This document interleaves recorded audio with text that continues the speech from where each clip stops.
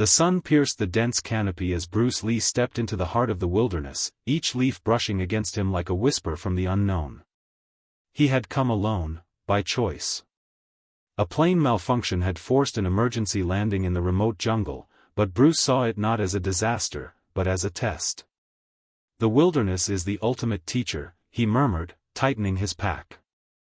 Ahead lay the deepest part of the jungle, where no map existed and no traveler returned unchanged. Chapter 1: The Jungle's First Strike. The wild greeted him with silence, then chaos. A rustle, then a blur of movement. A wild boar charged out of the brush. Bruce pivoted. One step to the left. A breath. A precise kick to the creature's flank. The boar stumbled away into the foliage. Bruce lowered his stance.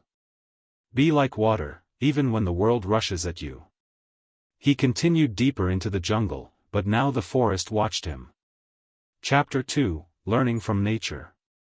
Days passed. Bruce learned the jungle's rhythm, its dangers and its beauty. He drank from flowing streams, climbed steep cliffs using only vines, and practiced Jeet Kune Do under towering trees. His movements were fluid, blending with the whispers of the wind. At night he meditated, listening to insects, birds, and distant roars. Nature does not hurry, he reflected. Yet everything is accomplished. One morning he found a tribe's abandoned camp, destroyed recently. Tracks in the soil revealed the culprits, armed hunters who poached rare jungle animals.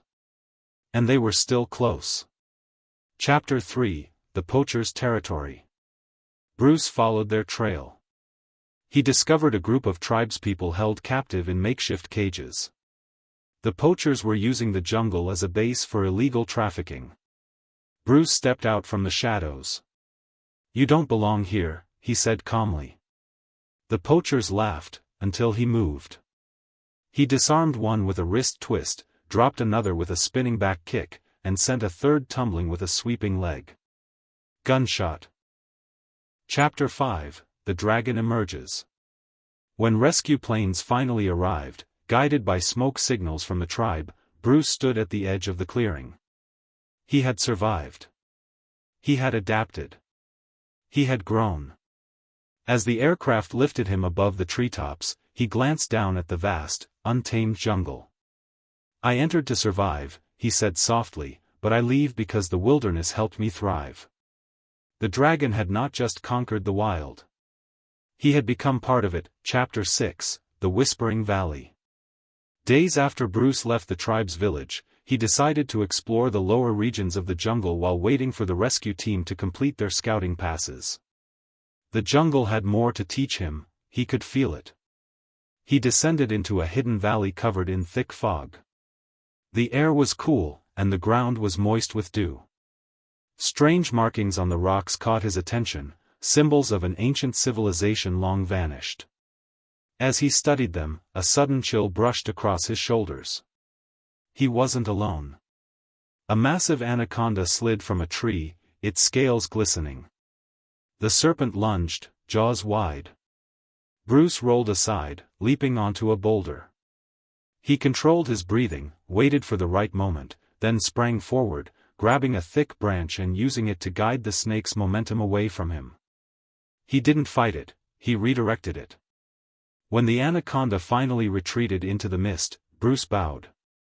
"There is strength in patience," he said softly. Chapter 7: The Hidden Sanctuary. Bruce followed a narrow trail leading deeper into the valley. There, behind a waterfall, he discovered a hidden cave glowing with natural light. Inside were stone carvings of warriors practicing forms similar to kung fu. He touched the ancient markings. The teachings were old, older than any style he had ever seen. Even here, he whispered, martial arts lived in the heart of humanity. He practiced in the sanctuary for hours, allowing the spirit of the place to flow through him. His strikes grew sharper. His